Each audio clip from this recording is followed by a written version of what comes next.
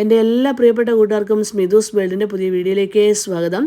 ഓണമൊക്കെ ഇങ്ങ് അടുത്ത് വരികയല്ലേ. അതായത് നമുക്ക് ജോലികളൊക്കെ വളരെ എളുപ്പത്തിൽ ചെയ്തെടുക്കാൻ വേണ്ടി ചില കാര്യങ്ങളൊക്കെ മുന്നമേ ചെയ്ത് വെക്കുന്നത് നല്ലത് തന്നെയാണ്. കാരണം നമുക്കറിയാം പല കറികൾക്കും നമ്മൾ തേങ്ങ വറുത്തിടാറുണ്ടല്ലേ. അന്നേരം നമ്മൾ വറക്കാനായിട്ട് തേങ്ങ തിരുമ്മിയൊക്കെ എടുക്കുമ്പോൾ കുറച്ച് സമയമൊക്കെ നമുക്ക് ചിലവാകും.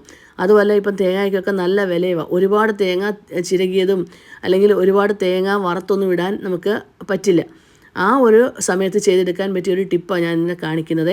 ഈ ഒരു കാര്യം ചെയ്തു വെച്ചാൽ നമുക്ക് ഓണസദ്യ വളരെ എളുപ്പത്തിൽ ക്രമീകരിച്ചെടുക്കാം. കാരണം പല കറികൾക്കും തേങ്ങ വറുത്തിടാറുണ്ടല്ലേ, പരിപ്പ് കറി അതുപോലെ കൂട്ടുകറി ഇങ്ങനെയുള്ള കറികൾക്കൊക്കെ. ഈ സമയത്ത് ഈ ഒരു പൊടി ഇതിലേക്ക് ചേർത്ത് കൊടുത്തു കഴിഞ്ഞാൽ കറികൾക്കൊക്കെ നല്ല ടേസ്റ്റുമാണ്, വളരെ എളുപ്പത്തിൽ ചെയ്തെടുക്കാനും പറ്റും.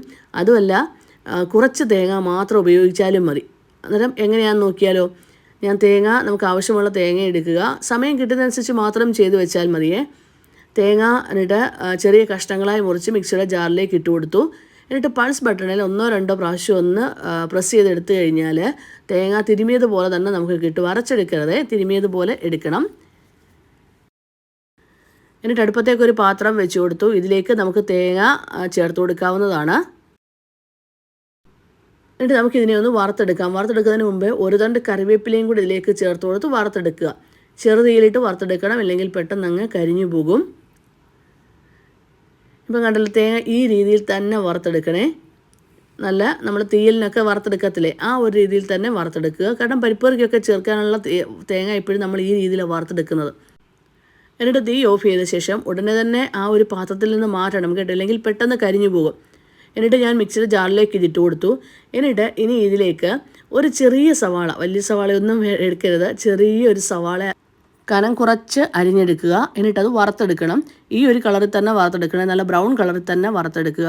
അതും കൂടെ മിക്സിയുടെ ജാറിലേക്ക് ഇട്ട് കൊടുത്ത് നമുക്കൊന്ന് പൊടിച്ചെടുക്കാം. ഒരുപാട് പൊടിച്ചെടുക്കുകയല്ല, ചെറിയ തരികളായിട്ട് തന്നെ പൊടിച്ചെടുക്കണേ. കണ്ടോ, ഈ ഒരു ഒറ്റ പൊടി മതി നമുക്ക് എത്ര കറികളിനകത്ത് ചേർക്കാൻ പറ്റുമെന്നറിയാമോ. കാരണം ഇതിനകത്ത് ഒരു സ്പൂൺ ഇട്ടാൽ മതി കേട്ടോ. പരിപ്പ് കറി ആയാലും കൂട്ടുകറിയൊക്കെ തയ്യാറാക്കുമ്പോഴും തേങ്ങ വറുത്തിടുന്നതിനേക്കാളും നല്ലത് ഇതിനകത്ത് 1 ടീസ്പൂണോ അല്ലെങ്കിൽ 1 സ്പൂണോ ഒക്കെ ചേർത്ത് കഴിഞ്ഞാൽ വളരെ ടേസ്റ്റി ആയിട്ട് നമുക്ക് കറികൾ തയ്യാറാക്കി എടുക്കാൻ പറ്റും. എന്നിട്ട് ഇതൊരു കുപ്പിയിലാക്കി നമുക്ക് ഫ്രിഡ്ജിൽ സൂക്ഷിക്കാവുന്നതാണ്. ആവശ്യമുള്ള സമയത്ത് എടുക്കുക. എന്നിട്ട് നമ്മൾ കറിക്കൊക്കെ താളിക്കത്തില്ലേ, ആ സമയത്തിലേക്ക് 1 സ്പൂണും കൂടി അതിലേക്ക് ചേർത്ത് താളിച്ചെടുത്ത് കറികളിലേക്ക് ഒഴിച്ചു കഴിഞ്ഞാൽ വളരെ ടേസ്റ്റിയാണ്. ഇന്നത്തെ എൻ്റെ ഒരു ടിപ്പ് ഇഷ്ടമായെങ്കിൽ ഒന്ന് ലൈക്ക് ചെയ്യാനും ഷെയർ ചെയ്യാനും സബ്സ്ക്രൈബ് ചെയ്യാനും കമൻറ്റ് ബോക്സിൽ കമൻറ്റ് ചെയ്യാനും മറന്നു പോകല്ലേ. Thank you for watching.